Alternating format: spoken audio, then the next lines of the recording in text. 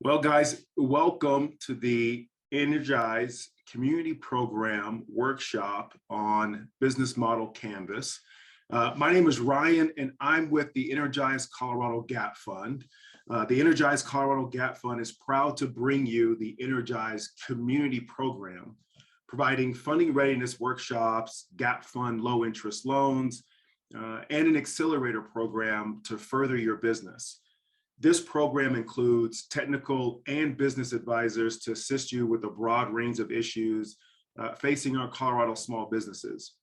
Our low interest loan program is funding up to $20,000, terms of 36 months or 3 years, with an interest rate of only 2.5%. Funds can be used for payroll, rent, lease payments, utilities, debt consolidation, working capital, equipment, inventory, and also capital improvements. This loan program is for businesses with fewer than 25 employees in the 3 geographical areas that include Pueblo, Southwest Denver, East Colfax, and also childcare around the state of Colorado. Over the course of the next month, we'll be bringing you an assortment of workshops to better prepare you to apply for not just our Gap Fund loan that's for those 3 geographical areas in the state of Colorado, but other opportunities for funds around the state as well. So part of this program of getting funding ready is the preparation of a business plan, which is an important piece, not just for loan documents or grant documents, but also in some cases for the success of your business. And so I'm going to quickly turn it over to Rebecca. She's our program director of Energize Colorado. So Rebecca, I'll let you take it away. Great. Thank you so much, Ryan. We're really excited to have Neil Pollard here to go through this business model canvas and business planning piece with us. This is a really integral piece that most loan applications, are asking for a business plan. So this will help set up small businesses to be able to have their one of many of the documents required to apply for the loan. So Neil is a teaching assistant professor at the Office of Entrepreneurship and Daniels College of Business. He's taught business, management, marketing, entrepreneurship, product design, engineering, pretty much everything as far as I can tell. He and his wife own and operate 2 small businesses themselves, and he was a small business consultant for the Aurora South Metro SBDC. So he crosses paths with a number of the small businesses that we work with at Energize Colorado. And I will not take any of more of your time and let him jump in for this business planning piece. Feel free to ask questions throughout in the chat. We'll get to as many as we can, and there will be a bit of time for questions at the end, and we'll be sure to drop in resources for where you can get more questions answered as well. Wonderful. Thank you, Rebecca and Ryan, and everybody for inviting me to get to do this. So as mentioned, I'm assistant professor here at the University of Denver, and one of the things that I get to do is work with student businesses, but also small businesses in the community as well, to just support entrepreneurs from wherever they are, wherever they start, and help them get to where they want to be. And a lot of times that's involves some sort of funding or loan application process. And as Rebecca mentioned, there are often requirements in order to apply for loans, quite often a business plan. And very often people will sit down to write a business plan and immediately get into sort of writer's block and are not sure exactly what to write about it. And tonight, or not tonight, but this afternoon, we're here to talk a little bit about Business Model Canvas, which is a great tool to be able to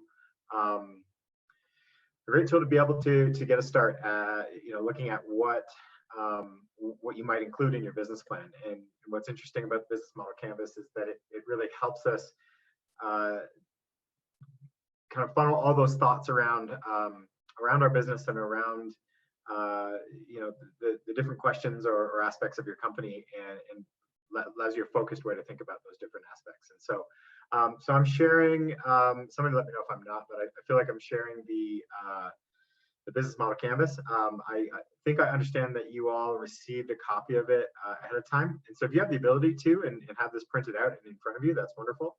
If you do not have it printed out, then you could grab a piece of paper and just sort of sketch out these 9 boxes and follow along and just sort of bullet point different thoughts or aspects of your business as we go through each individual box. And if you don't have anything to write on, that's fine. Then you can certainly go back and watch the recording and use this for yourself going forward. So I am just going to got a set of slides here. I feel like those were presented as well. Let me just 1 second while I get this thing set up and shared here. And hopefully we are looking at this screen here. We're looking at the set of slides. Is that the case? Just want to make sure we're all looking at the same thing. Yep, you got it. Beautiful, thank you. Great. So as mentioned, I am work here at the University of Denver, and yes, thank you for asking. We just won the NCAA championship for hockey, so I have to put that in there this past weekend. So the goals for today is just to understand what the business model canvas is, and the use of it allows us to focus our business ideas in a really structured way. Hopefully in the chat you can interact and ask questions. Feel free. It's most useful for the group when you can ask questions that are fairly general about the business model canvas or how we might apply some of the concepts here versus questions about your individual business, just because that's maybe not the most useful thing for everybody. Although I'm more than happy to stick around afterwards for a few minutes and answer individual questions. But really, it's a tool to refine your business idea and figure out what needs to go into your business plan should you choose to write one. So the business model canvas is called a canvas because it's meant to be a really visual tool. So I mean, what else goes on a canvas? Of course, painting and all those sorts of things. And it's meant to be a really visual tool, super easy to understand, and it allows us to take those hundreds or thousands of ideas that are floating around in our head about our business and to focus on one aspect of the business at a time. And so you can see the picture here on the bottom right of this slide, and it has 9 different building blocks for your company, but all focused on a different aspect of your business. And so the goal here, and if you have the ability to, and often when I'm doing this in person with folks, I'll have people take a piece of paper and cover up every building block except for the one we're working on. Because again, it really allows you to focus on different segments of your business, and it shows how all these different pieces of your business are connected together. So again, I've mentioned there are 9 building blocks. It's really difficult to start or grow a business or take your company into the future without having some sort of understanding or appreciation for all these different aspects of your company. From who is your customer, and it says on the next slide here, hint, it's not everybody. As much as we would love that to be the case, it's not necessarily everybody. Talks about how you're going to establish relationships and grow those relationships. What's the valuable thing you offer to people? What stuff do you need in order to grow this company? And then what are you spending money on? And how are you generating revenue? And you notice all of these building blocks sit on top of the money. And it's kind of that foundation of the business. And so we just generally will walk through these things. I typically do this workshop in an hour and a half or 2 hours. And so it's going to be a challenge to do it in 35 or 40 minutes, but I'm going to do my very best. And again, feel free to pop questions into the chat if that's useful for you, and happy to walk through that with you. One way to sort of think about this business model canvas is from it's kind of 2 hemispheres. So if you look at the left side of the business model canvas, a lot of this stuff over here is costing us money. So a lot of the things on the left is money going out. And then naturally, if you look at the right hemisphere of the business model canvas, it's a lot of the things that are responsible for revenue generating activities in our business. So our customers, of course, are generating revenue. We're distributing our products and services and communications through certain channels, and then generating revenue through different revenue streams. And revenue streams is intentionally plural in hopes that there are more than one. And we'll talk about that here in a little bit as well. So first things first is to think about, what do you do? You know, what does your company do? What is the core business that you are engaged in?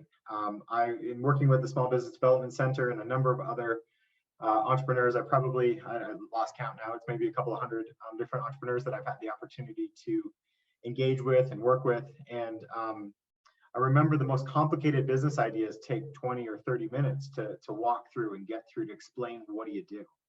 And you should be able to answer this question fairly pointedly, you know, you call it an elevator pitch or whatever you want, 30 seconds, a couple of sentences. What do you do? Are you a product business?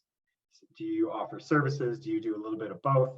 And how do you really create value for customers? And so it's really tough to engage in the rest of the business model canvas without really clearly and truly understanding what it is we do at the beginning. And so, assuming that we have that that sort of foundational level of understanding about what is the thing that we do, then we can dive into the business model canvas. And so again, if you have this printed out, or you're able to have this sitting in front of you, I encourage you to make a mess of this thing. One of the best ways to do it is with Post-it notes. And so if you have a set of Post-it notes there beside you, you can peel them off and start sticking them on these individual boxes, because inevitably this will change over time. And much like a business plan, your business model canvas is never really done. I always joke about the idea of, when's the last time you walked into a Blockbuster? And the assumption is not very recently. And the technology and environment changed, and Blockbuster wasn't able to find. They are out of business for a number of reasons, but one of them is they weren't able to follow the trends and the customer demand.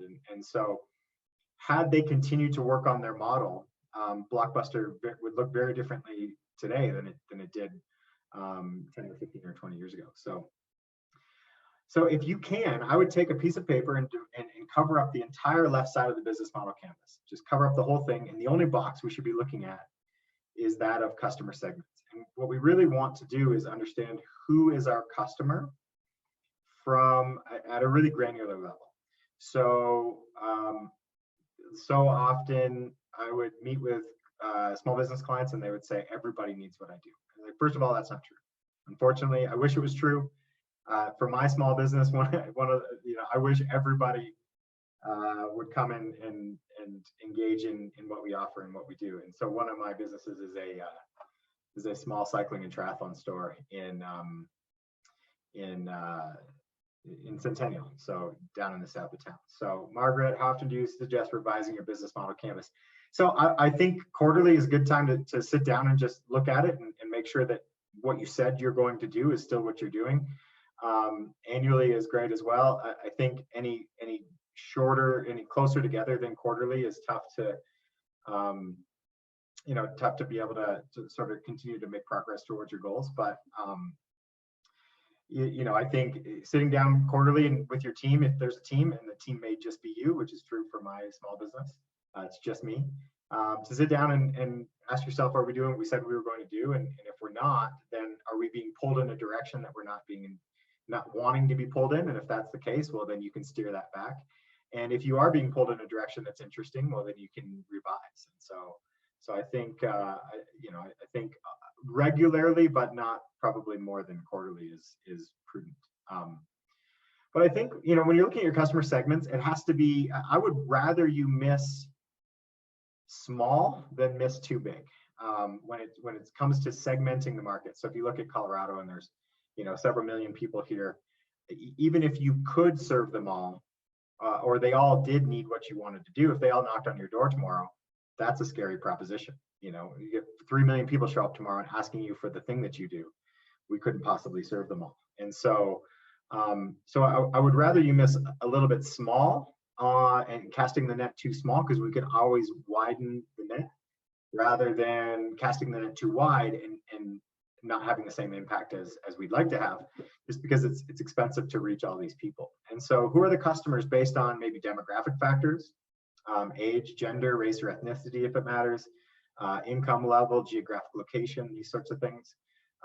Maybe from some psychographic factors, like what do they think? What do they care about? How do they shop? You know, what are they passionate about? And really, I would, in this box, start to bullet point some aspects of your customers that clearly set them apart from the rest of the general population. Because once we have a clear, granular level understanding of who our customer is, we can go out and find them. And there are dozens of resources, including the local public library, that that can provide you really, really interesting information about who your customer is. And so the hope is we have a really clear understanding about who they are. If we don't know who they are, that's fine. We just have to do some tests. We have to go out and ask them and find out who these people are. And other questions that could be on this slide are things like, if we don't know who our customer is, then maybe ask yourself, for whom are we solving problems? You know, for whom do we make their life better in some way?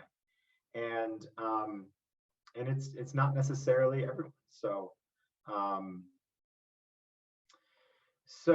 I think I just saw something else pop up here, but I don't know. I think I only have Margaret in here, so that's perfect. So Neil, I can jump in and read you the question that came in. Oh, sure, yeah, because I only see the one there, so. Yeah. How often do you suggest revisiting your business model canvas, quarterly versus annually? Oh yeah, so I think I just answered that one. So oh, sorry. Okay, I don't know how I missed that. I walked away for a moment. Sorry, thank you. No problem at all. No, that's great. So, you know, there are all kinds of different resources and folks you can consult with and chat with about trying to figure out who your customer segments are. And segments is plural on purpose because you might have more than one. You know, it might be the same types of people, but just in different geographic locations.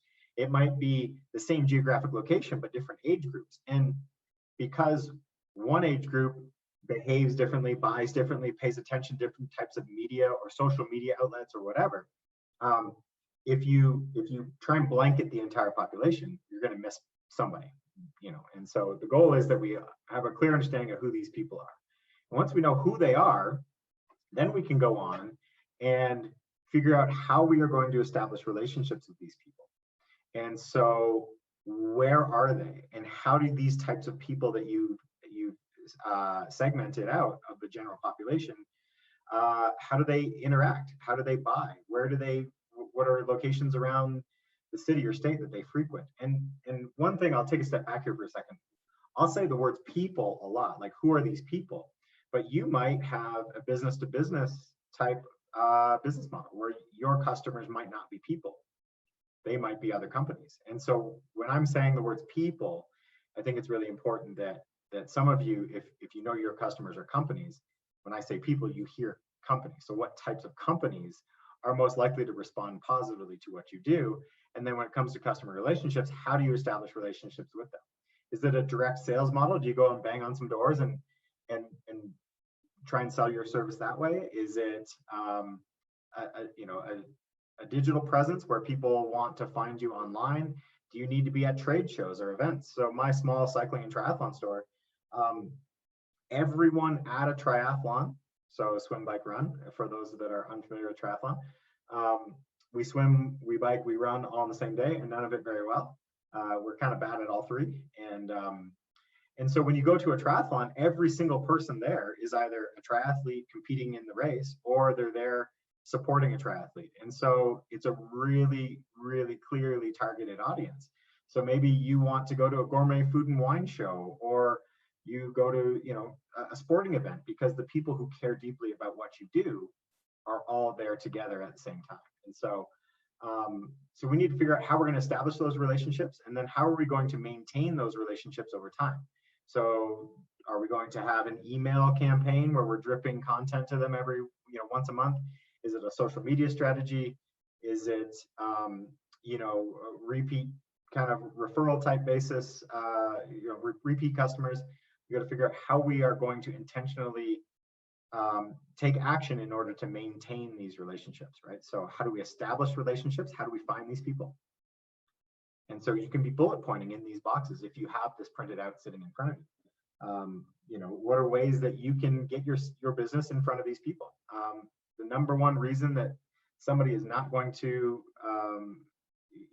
purchase from your company is they don't know you exist. If they don't know you exist, they can't possibly They can't possibly engage with your business. And so once we have a sense of who our customers are and how we're going to establish and maintain these relationships, then we can generally go into the middle. And to be noted, there are hundreds of YouTube videos about how to engage with and complete a business model canvas. And every single one will do these boxes in a different order, but the order we're going through right now is the way I really like to do it. And so again, customer segments, we know who our customers are. Customer relationships, we know how we're going to establish relationships with these people. So then we can move on to say, okay, now I know who I'm serving and how I'm going to get in front of them, but I have to have something that I can offer to them that makes their life better in some way. And so your value proposition is a clear statement. Do it in a couple of sentences if you can, 3, 4 if you have to. But it answers questions like, what value do you offer to people? Like, how are you making my life better in some way?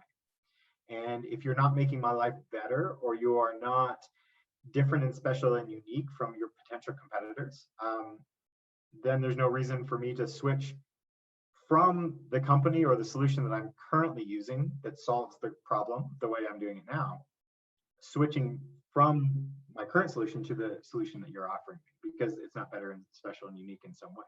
It has to make my life better in some way. What problem are you solving for people? I always joke with people when I'm doing this type of workshop, and I say, if you can solve really meaningful problems for people in really meaningful ways, you'll run out of places to put all the money. I mean, people will flock to you if you're making their life better in some meaningful way. And if you're not making their life better, and by making their life better, I mean, it can be just really interesting or cool or trendy or special in some way.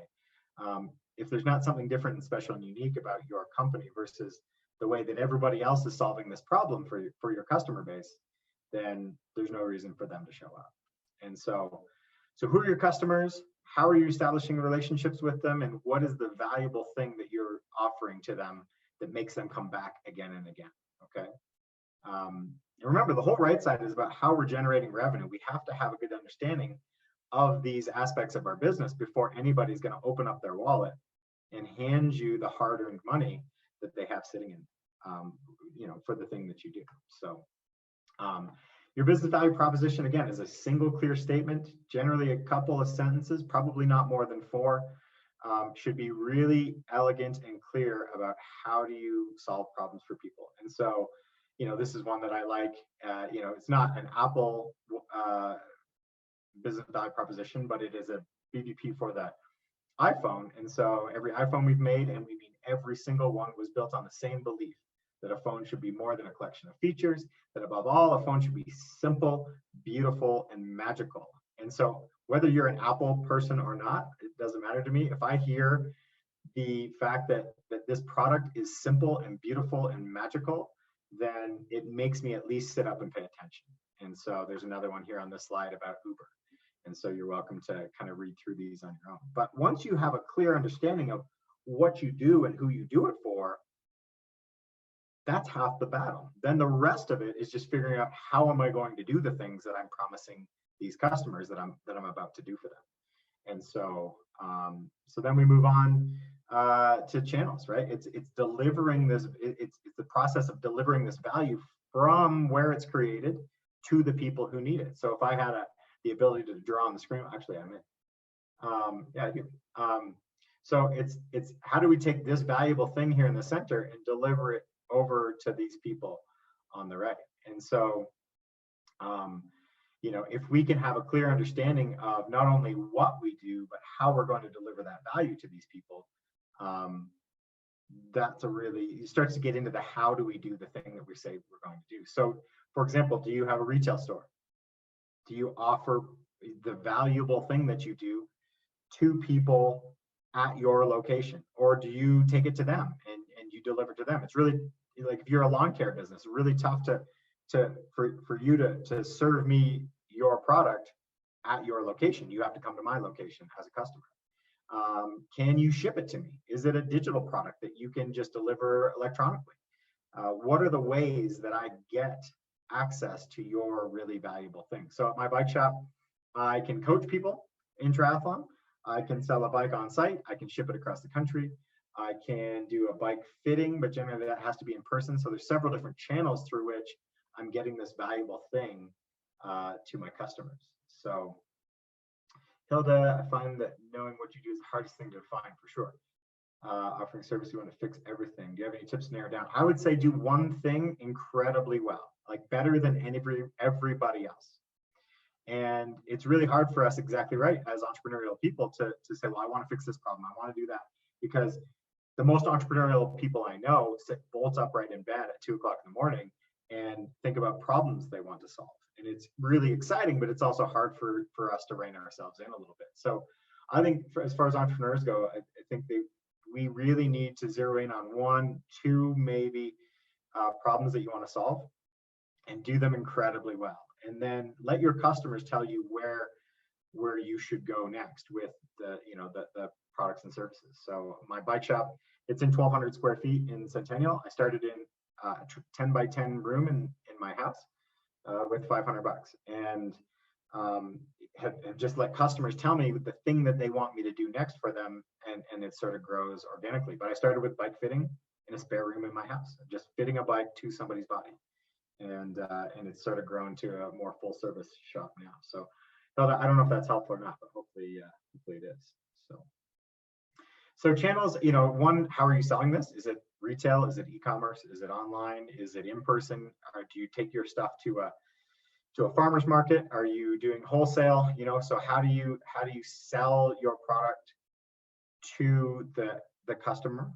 Distribution, how do you get the valuable thing from where you produce the value to where people need the value, right? Are people coming to pick up the pizza, or are you delivering it to them? And then how do you communicate with these folks? Do they want you to communicate with them by a website or by a newsletter or by a monthly email or social media engagement, that sort of thing? So Hilda, absolutely no problem. So the right side is all about generating revenue. Well, the left side are things that generally are going to cost us money. But you can't generate revenue without doing the stuff on the left. And so we get into key activities. So what are the things that you need to be doing in your business, the key activities? So I don't mean, cleaning toilets and those sorts of things. I mean, of course, those are really important if you're going to have a physical location. But what do you have to do that if you didn't do these activities, your business wouldn't exist? Okay, you absolutely have to do these things in order to, hang on, what am I drawing with? What are the things in this box that you have to bullet point, right? So try and do some bullet points here, that you have to do these things in order to generate this value in the center, right? This valuable thing that you do. What do you have to be doing on a regular basis? And one of my favorite ways to look at these things, there's 2 ways that I look at this. One is dividing this up in thirds. So you might take this box. Now this box is not nearly big enough. You may have to flip the page over. If you're following along and making bullet points, you may have to flip the page over and make bullet points on the back or something. So I love thinking about key activities in 2 different ways. One is, what are you doing in your business every day in order to be able to generate this value? What are you doing in your business every week or every month? Sorry, I'm drawing with a mouse, so it's a little bit messy. What are the things that you have to do every week or every month in order to generate this valuable thing in the center here? And then maybe what are you doing every year on an annual basis? What are these key activities that if you didn't do them, customers would stop showing up? Okay, so that's one way to think about this thing. Another way to think about it is you're just split in half. And there are certain key activities in your business where you are working in your business, producing the thing you produce, serving customers, replying to emails, those sorts of things. And then certain activities where you are working on your business, like short and long-term planning, financial aspects, like Rebecca was, and Ryan were talking about, getting access to capital, and making sure that you have enough cash available to continue to sustain and grow your business. Those sorts of things, hiring, employee retention, employee management type strategies, all these sorts of things where you're working on your business as well as working in your business. And so, you can see why this workshop can easily take a couple of hours because there's so much stuff that goes into this activity. So what are the key things that you have to be doing where if you didn't do them, your business would fall apart? Those are the key activities that we're talking about: marketing, bookkeeping, benchmarking, those sorts of things, right? So once we know what activities we're working on, now we need to know what kind of stuff do we need in order, again, what stuff do we need? You can bullet point this stuff as well, in order to generate this activity, in order to generate this valuable thing here in the middle. So do you need to be making sure that you have access to raw materials or inputs, right? I need bikes. At a bike shop, I gotta have bikes or else I got nothing to sell. Do I need specialized pieces of equipment? Do I need a website? Do I have to have human resources in addition to other tangible resources? What people do I need on my team internally in order to be able to generate this valuable thing that's in the center of this slide here? So the one thing that I think is such an important piece is either cash or readily available access to cash. So I've been thinking about and supporting entrepreneurs for the better part of 20 years, well, just past 20 years now. And there's never been anybody who's ever been able to convince me that there's something more important, especially to your small business, than cash. Because if you run out of it, you can't do anything. So everyone, all of us should write, again, I'm writing with a mouse, so sorry, should write cash, capital, financial resources in that space right there. Because with it, you can do almost anything. Without it, you can't do almost anything. You can't pay rent, you can't buy inventory, you can't advertise, you can't serve customers in any way. And so I think that the program that you're engaged in here with Energize Colorado is wonderful, because they're providing you access to capital, which is wonderful. So again, we'll recap here quickly, just kind of reset the stage. So we know who are, well, presuming we've gone through all these things, and you need more than 40 minutes to do it, but we know who our customer segments are. We know how we're going to build relationships with them. We know what the valuable thing is we're going to offer to them. We know how we're going to get it to them through these channels. We know the key activities we have to be doing on a monthly, weekly, annual, whatever basis. And we know the stuff that we need to have in our business in order to create this valuable thing in the middle. So then the next piece of this is, so key resources, some examples are physical resources, so tangible things like buildings, vehicles, machines, equipment, that kind of stuff. Intellectual resources, do you need a brand or a patent or copyright of your product, some specialized recipe that sets you apart from your competition? So intellectual property. Human resources, who are the people that you need on your team in order to be able to do this? Some of you, it's just you right now, and that's fine. For me in my bike shop, it's just me right now. And then financial resources, of course, right? Access to capital. So moving on to the thing on the left, and so we're talking about key partners here. Key partners, you can see there on the right in the gold text, it says primarily external partners. So I don't mean employees here or business partners. That's not what I'm talking, although business partners sometimes is really useful. Key partners are other people, generally external to your business, that if you didn't have them on your team, your business would start to fall apart. And I think key partners are really, really important, because entrepreneurial activity can be such a lonely process. Often you're there by yourself. When I leased the space for my bike shop, I signed the lease, they gave me the keys, I unlocked the door and walked in, and it was 4 walls and a floor and a ceiling and me, and that was it. And it can be an incredibly lonely process. And so who else do you need to surround yourself with in order to be able to sustain your business and create the value you're talking about creating? And so key partners, we're talking about people like a CPA or an attorney or commercial real estate agents. I would want you to have the name and phone number of the business attorney that you would call if you needed them before the day you needed them. That would be wonderful. I want you to know the name and phone number of somebody at a bank that you need to call the day you need them, before the day you need them. And what would be even better is that that financial partner, they already know your name and phone number before you need them. That would be wonderful. We're talking about people externally, like the Energize Colorado folks, of course, like the Colorado SBDC folks, so the Small Business Development Center, who they have consultants just sitting there waiting to support you and help you out. And then one big thing here is, well, two other big ones, I think, in key partners. One should be a mentor or a handful of mentors that are in your industry, people who have walked the same path that you're walking. Because I can help and support your business in a lot of ways, but I've never started an ice cream shop. I've never started an IT consulting firm, and I've never had a tattoo parlor. I've never started these businesses before. So I can talk a lot about business, but I don't know when problems arise in those specific industries, what to do with you who might be running a bakery or a food truck or something like that. I don't know, because I've never done that before. So somebody in your industry, I think, is such an important person to have on your team that you could reach out and call if something happens.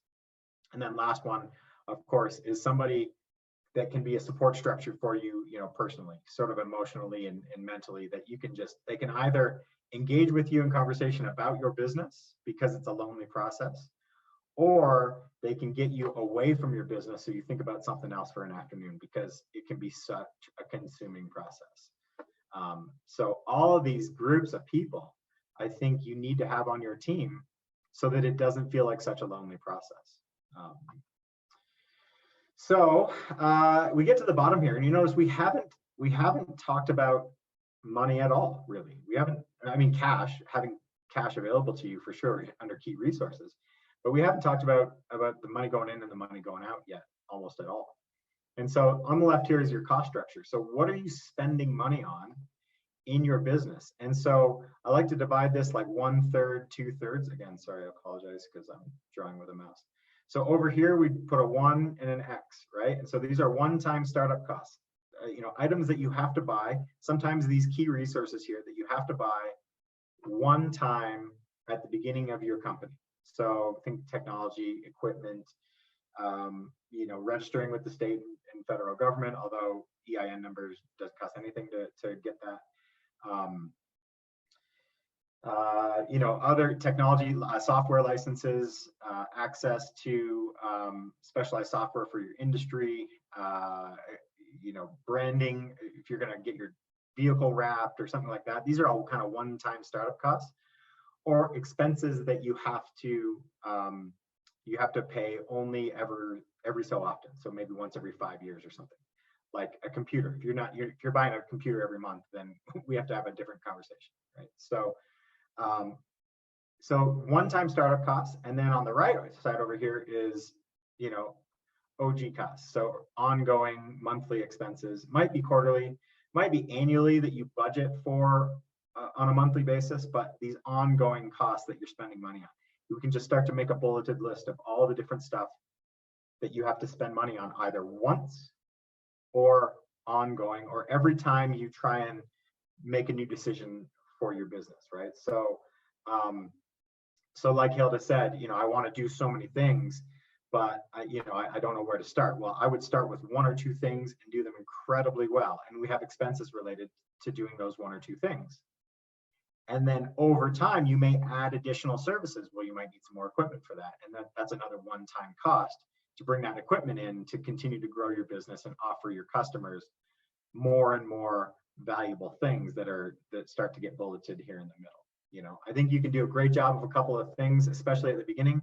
I think you could do a terrible job of 20, because we just don't have the expertise or time to be able to do all those things really, really well. And so, expenses, startup, you got to spend money on people. So keep in mind, if you're going to employ people and you're going to pay them $15 an hour, it's going to cost you 20 or 30% more than that for all the different payroll expenses. We have to budget for that. Operations, office supplies, inventory, all these different things that we end up having to spend money on in order to generate the revenue, in order to generate the valuable thing that we do for the customers we're trying to solve problems for. Lots of different stuff. And then the last box here in the bottom right is how do we make money? So most of you presumably are starting a business not to become a millionaire, although if you are or you do, just keep me in mind. I've got a business proposition for you.